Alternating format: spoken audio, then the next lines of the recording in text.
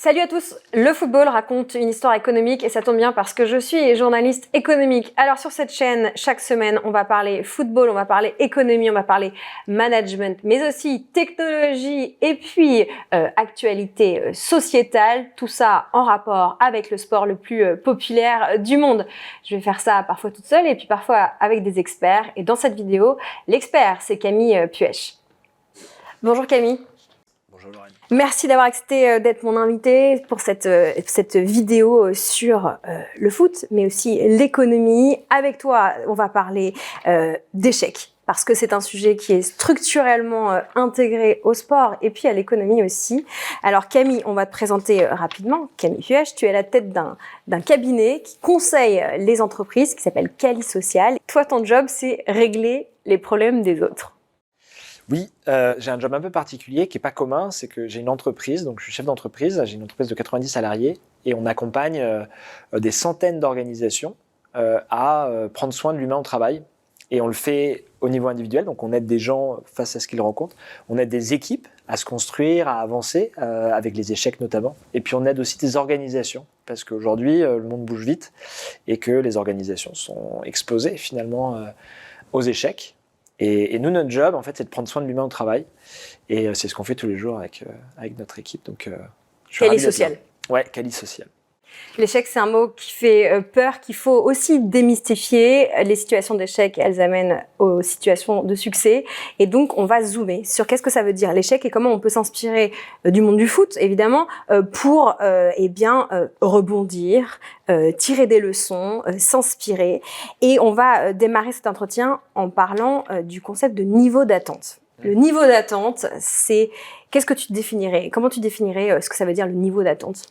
En fait, les attendus ou le niveau d'attente, c'est primordial dans l'échec, en fait, parce qu'il n'y a pas d'échec si tu n'espères pas quelque chose, si tu n'attends pas quelque chose. Donc l'échec, c'est toujours par rapport à des attendus. Tu n'attends rien, tu ne vas pas faire d'échec. Hein. Tu ne vas pas non plus réussir. Alors tu ne vas pas non plus réussir parce que l'échec, enfin la peur de l'échec et le fait de se définir des attentes et de provoquer la peur de l'échec, c'est un moteur. C'est un moteur pour avancer dans la vie. Et donc, si tu n'as pas de moteur, bah, tu fais rien, quoi. Alors, c'est très rare. Il y a des cas vraiment magiques de gens qui se fixent pas d'objectifs, vivent la vie et qui réussissent des choses extraordinaires. Mais je pense que c'est pas la norme. Et la norme, c'est plutôt qu'effectivement, on ait des attentes, soit qu'on se fixe soi-même, soit que les autres fixent pour nous. Et c'est ça qui provoque ou qui est susceptible de provoquer l'échec, parce que quand on a des attendus et que ce que l'on fait n'est pas au niveau des attendus, je parle des attendus en général, pas de mes attentes ou des attentes d'autrui, mais l'ensemble de ces attentes-là, il y a le sentiment d'échec qui apparaît à ce moment. Alors, on va prendre trois exemples. Trois exemples que vous connaissez sans doute, trois individus sur lesquels on va zoomer pour articuler une réflexion autour du niveau d'attendu. Le premier, c'est un gardien de but. Tu penses à qui? Je pense à Loris Karius. Alors, un peu de contexte pour ceux qui ne le connaîtraient pas ou qui se souviennent plus. Pour ceux qui ne se souviennent pas de cet épisode qui était assez dur, moi j'ai vraiment souffert pour lui quand il l'a vécu. Loris Karius, ancien gardien de Liverpool. Liverpool qui connaît une histoire incroyable ces dernières années, avec des succès répétés dans la durée, une équipe qui s'est construite et qui performe vraiment, qui a fait plusieurs finales de Ligue des Champions. 2018, finale de Ligue des Champions. Contre le Real. Contre le Real Madrid. Et Loris Karius qui nous fait 2 boulettes énormes et qui finalement fait perdre son équipe en finale sur 2 boulettes. Donc quand un gardien fait une boulette, ça se voit énormément. Et quand un gardien fait 2 boulettes dans le même match en finale de Ligue des Champions, ça se voit vraiment beaucoup trop. Ça se voit vraiment beaucoup trop. Et là, ce gardien, c'est une histoire un peu triste parce que c'est difficile de rater un but, etc. Mais quand t'es gardien, en fait, si tu veux, quand un attaquant, par exemple, lorsqu'il marque un but, il réussit. Un gardien, lorsqu'il prend un but, il rate. Et le jeu du gardien par rapport au jeu de l'attaquant est très très différent. Le jeu de l'attaquant, c'est un jeu de réussite, comme les commerciaux par exemple, quand tu réussis une vente, etc. Par défaut, tu ne réussis pas et de temps en temps, tu fais une réussite. Le gardien de but, c'est un jeu d'erreur. Il n'y a pas de déchet. Ton déchet, c'est un échec en fait. En fait, on ne constate que ce que tu as raté. on regarde très très peu ce qui a été réussi. Même chose avec les arbitres, par exemple. Et quand tu es gardien, là, il a fait 2 ratés dans sa carrière, qui se sont faits à un instant précis, qui a fait que c'est devenu le plus grand échec. Et en fait, Loris Karius, il ne s'est pas relevé de cet échec-là. Il a arrêté de jouer. Il est même rentré en dépression. Il est rentré en dépression après ça, parce que l'environnement dans lequel il évoluait générait tellement d'attentes que le fait de rater 2 fois dans sa carrière, à un instant précis, en fait, est un échec de carrière. Et donc, c'est une situation assez douloureuse, et sur laquelle, et dans son cas, le rebond est très, très difficile, quoi. Et aujourd'hui, c'est intéressant de voir, il réussit à se reconstruire, mais il se reconstruit différemment. Il était top gardien niveau mondial, il faisait partie des 10 meilleurs gardiens du monde. Il est sorti de ce niveau d'attendu pour rentrer dans un gardien professionnel qui est de qualité, mais qui n'est pas parmi les meilleurs. Et il se reconstruit comme ça, il retrouve du plaisir comme ça. Et normalement, l'échec, si tu veux, c'est... donc tu as des attentes, tu n'atteins pas ces attentes-là. Il y a tout un processus de reconstruction, en fait, pour vivre avec cet échec. La première étape, c'est d'accepter l'échec, de reconnaître qu'il y a un échec. Tu peux pas... Il y a beaucoup de situations où les personnes vont aller dans le déni, en fait, de dire non, mais en fait, ce qui s'est passé, c'est un peu différent.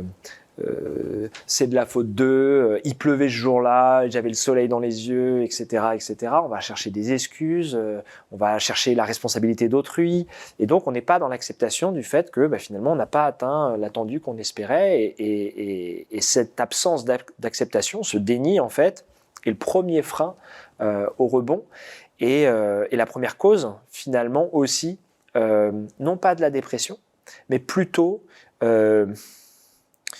de l'alimentation du risque de burn-out. Le risque de burn-out est un peu différent, on pourra y revenir tout à l'heure. On met du bois dans la cheminée qui fait qu'on va se cramer. On met du bois dans la cheminée du burn-out, ouais, parce que quand tu fais le déni de plusieurs choses et que tu passes ta vie en fait à marcher sur des œufs de déni, tu fais le déni de ça, déni de ça, déni de ça, etc. Et à un moment, tu dois te conditionner ta vie pour pas éclater. En fait, tu charges la marmite et puis un jour, tu fais le burn-out, c'est le principe de l'effondrement physique, psychologique et émotionnel à un instant T. Moi, mon métier, c'est de prévenir les risques de burn-out, notamment chez les individus. Et on voit ça au quotidien parce que c'est une réelle problématique dans notre société. Et le burn-out est notamment alimenté par l'absence de l'acceptation de l'échec. Alors, ça nous fait avancer vers un deuxième individu pour essayer de continuer à conceptualiser ce niveau d'attente dont on parlait en introduction. C'est Ben Arfa. Ben Arfa et l'incapacité à reconnaître ses erreurs et cette recherche d'excuses que tu commençais un petit peu à évoquer. Ouais, Ben Arfa, c'est une histoire aussi qui est assez douloureuse. Alors, moi, dans mon métier, c'est d'aider les gens au travail. Mais j'ai pas voulu faire psychologue, clinicien, parce que je me suis dit, mais je vais être trop focus sur les problèmes d'individus. Et j'avais envie d'avoir une approche un peu plus systémique. Et j'adore mon métier aujourd'hui parce que je réponds à la fois à des problèmes d'individus, je réponds aussi à des problèmes d'équipe, avec des leaders, avec des managers, avec des gens qui travaillent ensemble. Et je réponds aussi à des problèmes d'organisation. Des grosses boîtes, des multinationales qui, à un moment, vivent des moments très, très difficiles et doivent se remettre en question sur plein de champs et se remettre en question au sens organisationnel et humain. Et mon métier chez Kelly Social, avec mes équipes, parce que je ne le fais pas tout seul, on est 90, finalement, c'est d'accompagner tout ça, l'individu, le collectif et l'organisation. Et je ne voulais pas être psychologue, parce que je ne voulais pas être trop focus sur l'individu.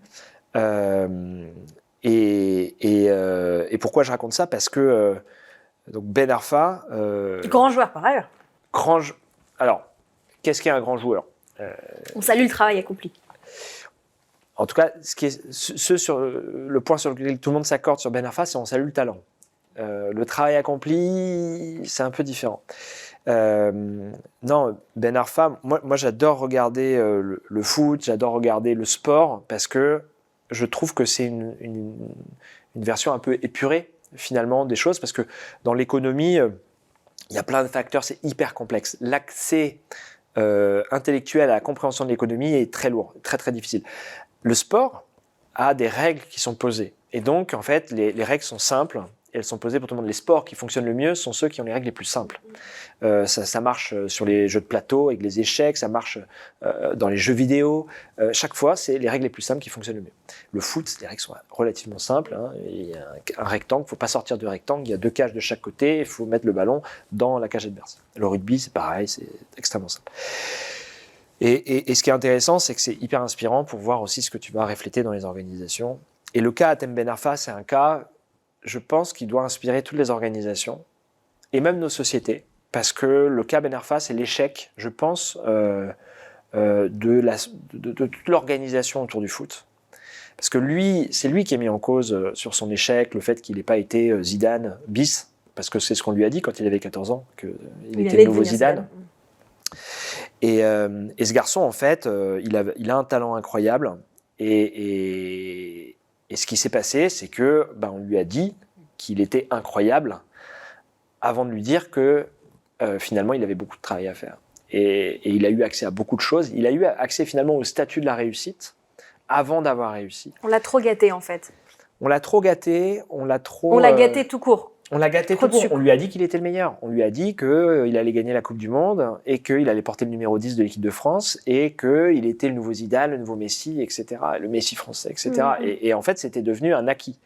Donc en fait, la situation d'Hatem Ben Arfa, on peut critiquer le joueur qui a eu des comportements, etc. Mais je pense que c'est intéressant de regarder un petit peu la source et de voir ce qu'on a créé aussi. Est-ce que tout l'environnement journalistique, l'environnement de la FFF, des joueurs, des familles, etc., des agents, de tout ce qui gravite autour du foot a créé chez Ben Arfa. Et je pense que voilà, il faut rechercher aussi certaines responsabilités à cet endroit-là. Mais ce garçon, ce qui était intéressant, c'est qu'il a fait sa carrière finalement en se satisfaisant de son talent et en ne fournissant jamais l'effort et l'humilité nécessaires à passer le cap du potentiel au grand joueur. Il n'a jamais été grand joueur. De l'OGC Nice au PSG, il y a une sorte de répétition des erreurs.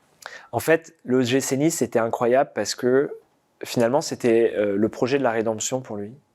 Il a été dans tous les meilleurs clubs, à chaque fois échec sur échec sur échec, et puis il va à l'OGC Nice, il accepte de revoir, c'était pas un club pour Hatem Ben Arfa, l'OGC Nice, mais il croit dans le projet, il va jouer là-bas, et donc il accepte de se positionner à un niveau inférieur des attentes, donc il revoit à la baisse ses attentes, et c'est très très difficile quand les gens attendent quelque chose de vous, de dire à tout le monde, moi je vais me positionner en dessous de ce que vous attendez de moi, et je vais arrêter de vous écouter, de me dire que je peux faire plus, etc., parce que à un moment j'ai besoin de me concentrer sur moi.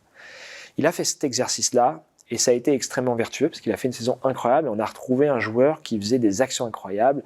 On avait revu la même chose avec Newcastle, donc il a fait plusieurs fois cet exercice-là, mais à chaque fois, ce qui s'est passé, c'est que après avoir fait ce travail d'acceptation d'échec, je ne suis pas Zidane, je ne suis pas Messi, donc je vais arrêter d'attendre d'être Zidane ou Messi, je vais aller jouer plus simplement, je vais aller jouer avec plus d'humilité.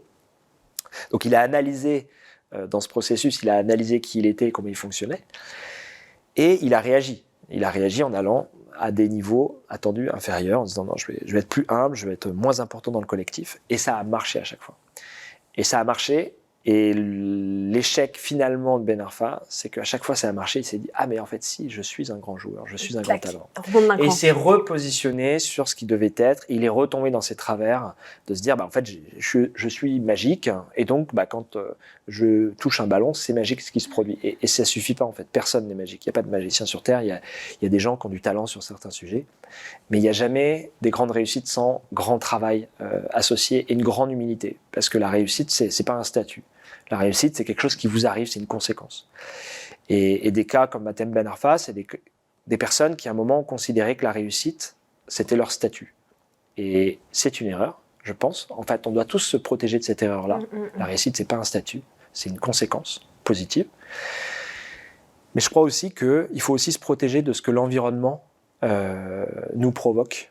Et Hatem Ben Arfa, c'est aussi l'histoire d'un gamin où l'environnement a provoqué chez lui le fait que la réussite était un statut. Ouais, on pourrait faire une longue vidéo aussi sur le rôle des médias justement et l'impact que ça peut avoir sur les joueurs de foot, mais sur plein d'autres profils d'ailleurs. Tu parlais de magicien, on va parler en troisième profil pour incarner l'échec et puis les niveaux d'attente et les conséquences que ça a sur notre vision du succès et de l'échec. On va parler de Kylian Mbappé, un peu le magicien du PSG cette saison, on attend beaucoup de lui, mais on va revenir sur Mbappé 2020 et on va parler de penalty raté à l'Euro, pour ceux qui s'en souviennent, contre la Suisse. Ouais. Ça, c'est un gros fail, c'est un gros échec d'Mbappé. Alors c'est un échec, c'est un échec parce que on joue, on est en phase finale de Coupe d'Europe, on affronte la Suisse, donc on a un agenda favorable. Le niveau de l'équipe de France est sur le papier largement supérieur au niveau de l'équipe suisse. Ouais. Et pour autant on perd, et on perd notamment avec ce penalty raté de Kylian Mbappé. Et donc il tire ce penalty, il rate. Et globalement, c'est l'élimination de la France. Je ne vais pas dire on perd le match sur cette action-là, mais on a vu plusieurs matchs où Kylian est arrivé et a renversé la dynamique du collectif, et a renversé le match et a permis au collectif de passer outre. Et l'équipe de France avait un petit peu ses travers. C'est très très difficile, attention, quand on gagne de manière régulière, de considérer que chaque match, il faut énormément le préparer, il faut mettre de l'énergie, de la créativité, de l'intensité. C'est très très dur. Et puis il y a des joueurs comme Kylian Mbappé qui réussissent finalement à se remettre en question en permanence. Et là, il aurait pu le vivre comme un échec. Enfin, il l'a vécu comme un échec. Mais la manière dont, la force de Kylian Mbappé, d'ailleurs, je retrouve beaucoup de similitudes avec Michael Jordan, qui n'était pas le plus grand, qui n'était pas le... Voilà, Kylian Mbappé a des prédispositions physiques extraordinaires, mais on retrouvera dans tous les segments des personnes meilleures que lui. Sa grande force à Kylian Mbappé, c'est surtout sa capacité à accepter très très rapidement l'échec, à analyser les causes de son échec et à chercher le remède à cet échec, et donc à changer son comportement pour éviter que ce type de situation se reproduise. Et là finalement, et lui c'est le bel exemple de l'humilité permanente. Alors, humilité permanente, il est conscient de son talent, de sa puissance, de sa force, etc. Mais il réussit à rester humble malgré tout l'environnement médiatique autour de lui, l'environnement, etc. À la différence de joueurs qui lui sont très très proches, au PSG, Neymar, qui pour le coup a pas la même résilience, la même capacité, qui a été un peu cramé aussi, Neymar, par toutes les attentes autour de lui. Kylian Mbappé a pas ça, il se protège de ça, et il est le premier acteur de sa propre protection. Et en fait, cet échec-là, Kylian Mbappé, il l'a tout de suite traité comme quand tu tires des pénaltys, tu rates des pénaltys. Et ça l'a pas, il s'est jamais dit ma carrière est terminée. Il s'est juste dit j'ai raté un penalty. Le principe du foot, c'est de pas gagner tout le temps. Et ça, c'est une force incroyable que des types comme lui arrivent à faire, et sur lequel on voit le processus normal de l'échec, à savoir j'ai envie de gagner, j'ai raté, j'analyse ce qui s'est passé et je rebondis. Et ça, il le fait de manière répétée. Et c'est sa très grande force, et c'est une grande inspiration. Parce que on doit tous être conscients que l'échec, c'est la résultante de la tentative. Et que sans tentative, il n'y a pas d'échec. Structurellement, l'échec fait partie du jeu, quoi. Structurellement, l'échec fait partie du jeu. Et dans le monde économique, je reviens un petit peu sur mon métier, d'accompagner la société, l'économie, sur l'humain. Dans le monde économique, l'échec, c'est compliqué. C'est compliqué, on n'accepte pas l'échec, on n'accepte pas, si tu déposes de l'argent dans ta banque, tu n'acceptes pas que ta banque te dise écoutez, on a investi, mais on n'a pas réussi, on a perdu, et donc on a perdu un petit peu de votre argent, ça tu l'acceptes pas, tu as une tolérance zéro là-dessus. Tu n'acceptes pas de ne pas avoir un salaire parfaitement à la virgule près équivalent à ce que tu mérites à la fin du mois, donc tu as une tolérance zéro sur des variations salariales, et c'est normal. Mais derrière tout ça, ça induit beaucoup de choses. Ça induit aussi que les actionnaires, qui sont finalement les personnes qui rendent des comptes à la banque, qui te rendent des comptes, attendent aussi une performance constante, régulière, etc. Que les dirigeants, les managers, et bref, tout le système en fait est basé sur une exigence très très forte en matière de résultats. Avec aucune factorisation de la possibilité de l'échec. Disons qu'on oublie la possibilité de l'échec dans le travail. Et on oublie la possibilité de s'autoriser à échouer. Le patron de Sodexo grande entreprise qui est montée, je ne sais pas combien ils sont de salariés aujourd'hui. La dernière fois que j'ai regardé, c'était 350 000 dans le monde, un des premiers employeurs dans le monde. Le patron de Sodexo, il a dit cette règle, je l'ai pris comme une règle. Il a dit cette phrase extrêmement simple quand on lui a dit mais quelle est la recette de votre succès, etc. Il dit j'ai surtout eu beaucoup de chance que la somme de nos réussites soit supérieure à la somme de nos échecs. Et en fait, il a construit son organisation en essayant des choses, et en acceptant d'échouer des choses qu'il tentait. Et il dit, j'ai eu cette chance que la somme de mes réussites était supérieure à la somme de mes échecs. Et il dit no, parce qu'il parle d'un collectif, et c'est pas lui tout seul, en fait, c'est tout le groupe qui était structuré comme ça. Et tu as beaucoup de belles organisations de travail qui réussissent à accepter le principe de l'échec au sein de son organisation, qui permet à l'entreprise d'essayer des choses nouvelles, de tenter. Et moi, je crois beaucoup en ça. Il y a un cadre à mettre en place, le cadre de l'autonomie au travail, mais donner aux gens la possibilité de prendre des décisions, c'est leur donner une mission, c'est leur donner des outils, des indicateurs de performance, et de leur laisser la latitude pour décider de la manière dont ils vont faire leur travail. Et en faisant ça, en fait, tu autorises les gens à essayer de ne pas respecter un cahier des charges, tu les laisses décider du comment ils vont faire leur travail, et tu les autorises finalement à échouer, parce que tu leur laisses, tu dis, moi je ne vais pas te regarder tous les jours sur ce que tu fais, je vais te regarder une fois par an, on va discuter, et tu acceptes l'échec. Et je crois que c'est extrêmement vertueux de créer ça dans nos organisations pour le futur. Et le sport, je termine sur le sport, parce que le sport, c'est structurellement exposé à l'échec. Mais parfois, tu vois des organisations, des collectifs qui ne tolèrent pas l'échec. Et ça, je pense que c'est la plus grosse erreur pour créer une belle équipe, un grand club. C'est pas possible en fait. Tu me tends la perche pour qu'on parle d'une autre manière de Kylian Mbappé, puisqu'on va parler du PSG. On enregistre cette vidéo dans un contexte particulier. On est début avril 2023. Galtier, l'entraîneur, est sur la sellette. Messi et Neymar sont très peu probablement encore là l'été prochain, enfin à la sortie de l'été, on va dire. Et donc, ce que j'entends de ce que tu dis, tu prenais l'exemple du patron de Sodexo, c'est que pour intégrer l'échec et pouvoir exploiter positivement un échec, il faut aussi avoir un projet. Il faut avoir une vision dans laquelle tout le monde peut se projeter. Il y a conceptualiser un projet et puis il y a l'exécution de ce projet. Comment on peut articuler une réflexion avec le PSG comme cas pratique ?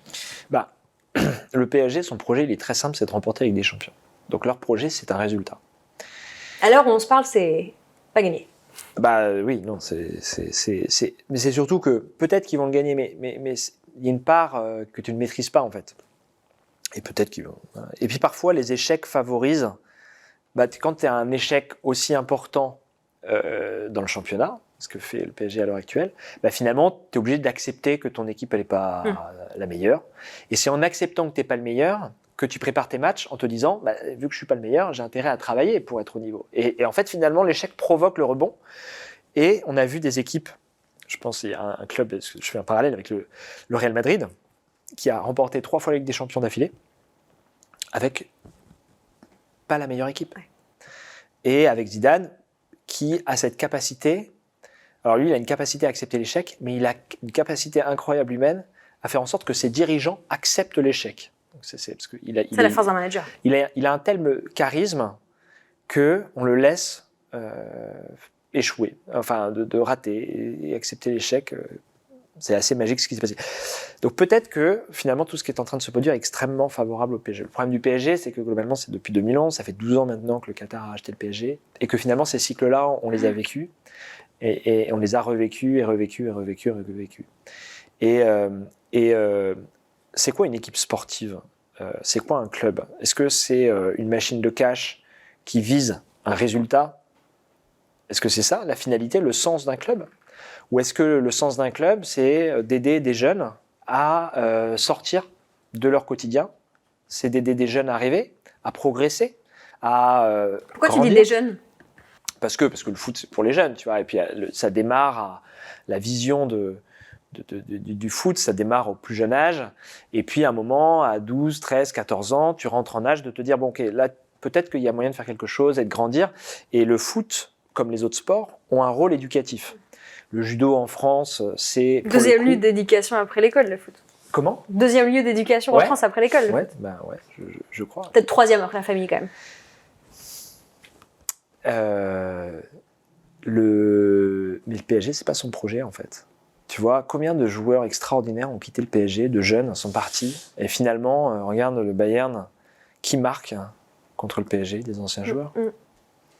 Donc à un moment, tu te dis, le projet d'un club, est-ce que c'est de recruter des joueurs de l'extérieur pour gagner une Ligue des Champions, ou est-ce que c'est d'être un élément de l'environnement économique et sociétal dans lequel il évolue? Et le PSG, ça n'a jamais été son projet de faire de l'Île-de-France un lieu de développement, alors que l'Île-de-France est reconnue comme étant un des bassins de recrutement. Un des plus gros viviers, un des plus gros viviers de recrutement dans le monde. Mais ça, c'est pas le projet du PSG. Et finalement, le projet du PSG, c'est de gagner avec des champions chaque année et de tout gagner. Et donc, à chaque fois qu'ils font pas ça, c'est un échec. Et c'est ça qui est, avec toutes les cartes qu'ils ont en main, finalement, c'est ça qui est un peu désolant et qui, je pense, heurte beaucoup de monde. C'est que le PSG se focalise sur une approche assez orientée résultat. Très court terme, finalement, parce que la Ligue des Champions, chaque année, c'est finalement un horizon de 12 mois. Ouais. Et une remise en question annuelle, alors que le foot, c'est... les clubs qui réussissent ce type d'expérience sont des clubs qui ont un alignement complet. Le Bayern Munich, oui, le Bayern Munich vise de tout gagner chaque année, mais le Bayern Munich se limite pas à ça en fait. Le Bayern Munich, c'est énormément de contreparties autour du club. Tu penses à quoi? Je pense typiquement l'environnement pour les jeunes autour de Munich en fait. C'est pas juste un club, c'est une institution qui a mis en place et qui se construit dans le temps avec des personnes qui sont là depuis longtemps, qui ont été joueurs, qui ont grandi avec ce club-là, qui ont contribué au club, qui aujourd'hui sont à la tête. Ça n'est que une aventure humaine qui progresse.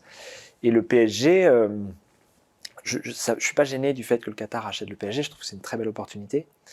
Mais il faut construire une histoire, et l'histoire, ça prend du temps. Et ça, le Qatar, c'est pas autorisé, en tout cas, n'a pas eu cette vision globale de son club et se limite à se dire on va recruter les meilleurs joueurs.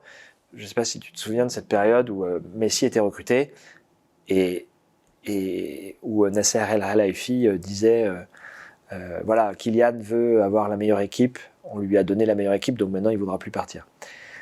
Ok, donc tu as recruté Messi pour faire plaisir à Kylian, pour qu'il reste dans le club. On ne construit pas une équipe comme ça. C'est pas une équipe, ça. Non. Là, on fait du court-termisme. Et ça envoie aussi un signal quand même au reste du banc, au reste de l'équipe, d'annulation totale. Exactement. Alors, peut-être que ça a augmenté ses ventes de maillots, peut-être que ça a favorisé une meilleure équipe sur l'instant T, mais en fait, il a sacrifié énormément de futur pour du présent. Et il se trouve que le présent n'a pas fonctionné, parce que pour le coup, vu l'équipe qu'il avait créée avec les recrues, Sergio Ramos, Donnarumma, etc., Achraf Hakimi, tout ça, il ne pouvait que gagner la Ligue des Champions cette année-là, quoi. Donc ça veut dire que s'il ne gagne pas la Ligue des Champions, c'est un échec. Il n'y a qu'un seul club par an qui gagne la Ligue des Champions. Ils ont plus de chances d'être dans l'échec que d'être dans le succès, quoi. Et c'est les conditions organisationnelles du PSG qui font qu'aujourd'hui, ils sont sur des échecs répétés. Et ça, je le vois aussi dans des organisations, sur des métiers qui... le monde évolue, les métiers évoluent, qui ont une vision très court-termiste de leur organisation et finalement qui tuent un petit peu l'organisation pour le profit immédiat. Et ça, c'est délétère, je pense, pour les individus en santé mentale, c'est évidemment délétère, parce qu'un individu s'investit dans le long terme pour son organisation, mais c'est aussi délétère pour l'organisation et pour la société, quoi. C'est comme ça que les entreprises meurent. C'est comme ça que les entreprises meurent, exactement. Ouais. Alors, tu parlais d'histoire, on va finir peut-être sur un dernier cas pratique. Un autre club qui va d'échec en échec, si je puis dire, on va parler de la Juve. Ouais. Évidemment, on va pas résumer l'histoire de la Juve, mais en gros, on va démarrer plutôt à sa relégation en Série B jusqu'à aujourd'hui. Comment on peut tirer des leçons de cette succession d'échecs et de rebonds en même temps? D'échecs et de succès, parce que effectivement, en 2006, la Juve est reléguée en Série B à cause de cette histoire incroyable de matchs truqués, et donc se prennent voilà, une acceptation de l'échec imposée. C'est-à-dire, tu peux Et hop, on pas descend. dire non, etc. C'est bon, bah, on descend, toutes les têtes pensantes sont licenciées, donc il y a une vraie, bon, bah, maintenant la Juve c'est de la série B, etc. Et puis c'était Didier Deschamps à l'époque qui arrive, il prend le club, il réussit à remonter le club, et puis il reprend un petit peu le leadership. Il a mis quelques années, mais il a repris une position de leader de série A. Et là, ce qu'on vient de vivre très récemment, c'est que grosse démission du conseil d'administration. Et en fait, des comptes qui sont pas clairs. Et donc une entreprise, j'allais dire, mais un club qui triche sur ses comptes. Et quand tu regardes un petit peu ce qu'a fait la Juventus, l'erreur qu'a fait la Juventus, c'est vrai qu'ils ont gagné de manière répétée la Serie A. Et ils ont fait, je pense, l'erreur de considérer que le succès était garanti. Et ils sont rentrés dans une logique d'obligation de gagner. C'est-à-dire qu'ils ont tellement élevé leur masse salariale que s'ils ne remportaient pas la Serie A, ils ne remportaient pas la Ligue des Champions de temps en temps, en fait, ça ne fonctionnait pas économiquement, quoi. C'est-à-dire qu'un business model qui repose sur un succès obligatoire. Exactement. Et ils ont fait ça. Ils ont recruté Cristiano Ronaldo, ils l'ont payé cher. Ils l'ont payé cher pour rompre le contrat au Real Madrid, mais ils ont aussi payé cher en salaire. Sur la masse salariale, ça pesait. Et en fait, ils étaient obligés de gagner, quoi. Et compte truqué qui arrive quelques années après. Un schéma de Ponzi, en fait.